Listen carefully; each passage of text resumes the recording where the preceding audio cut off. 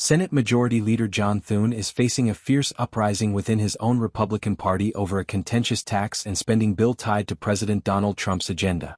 The Senate Finance Committee's proposal, crafted by Thune and Chair Mike Crapo, has sparked outrage among GOP senators blindsided by its aggressive cuts to Medicaid and the swift phase-out of clean energy tax credits.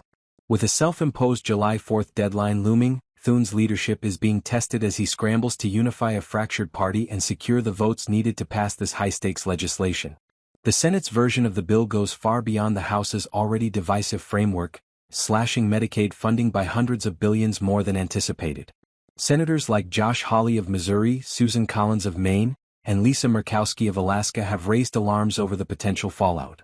Hawley, visibly shocked, told reporters, "I had no idea they were going to completely scrap the House framework like this. This totally caught me by surprise."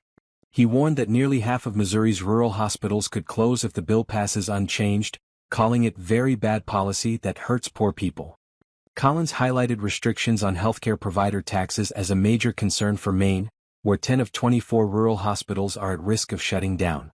Murkowski questioned new work requirements mandating that adults with children over 14 prove 80 hours of monthly work, school, or community service to maintain Medicaid coverage, doubting whether states like Alaska can implement such sweeping changes in time. These objections pose a serious threat to the bill's passage.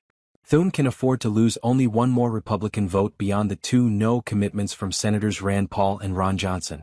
Paul has vowed to oppose the bill over its inclusion of a $5 trillion debt ceiling increase, a core component of the legislation. Johnson, meanwhile, criticizes the bill for failing to cut the deficit enough and for reducing the deduction for pass-through businesses to 20%, compared to the House's more generous 23%.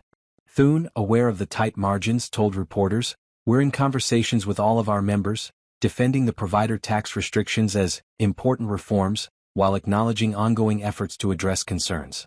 With 53 Republican seats in the Senate, Thune needs 51 votes to pass the bill. Adding to the turmoil is the bill's rapid phase-out of clean energy tax credits, which has alienated senators from energy-producing states.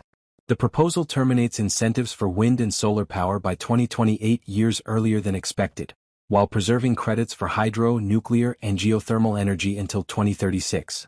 Senators Shelley Moore Capito and Jim Justice of West Virginia have voiced strong concerns, particularly over the abrupt end to the clean hydrogen production tax credit, which threatens major projects like the Appalachian Regional Clean Hydrogen Hub. Cap Point, a key GOP leader, said she's consulting with West Virginia constituents to assess the impact, while Justice emphasized he won't be a rubber stamp for the bill, citing issues with both healthcare provider taxes and energy provisions. Thune's push for deeper cuts appears driven by a need to appease conservative senators like Rick Scott and Roger Marshall, who demand greater deficit reduction, while also offsetting the cost of making corporate tax breaks permanent. The bill would lock in immediate deductions for research and development, full bonus depreciation for investments, and expanded business interest deductions, priorities that require massive spending cuts to comply with the Senate's Byrd Rule, which prohibits deficit increases beyond a 10-year budget window under reconciliation. Some GOP sources suggest Thune's conservative tilt reflects his November leadership victory over John Cornyn, where he won over the party's right wing. Yet this strategy risks alienating moderates like Collins and Murkowski, whose votes are crucial.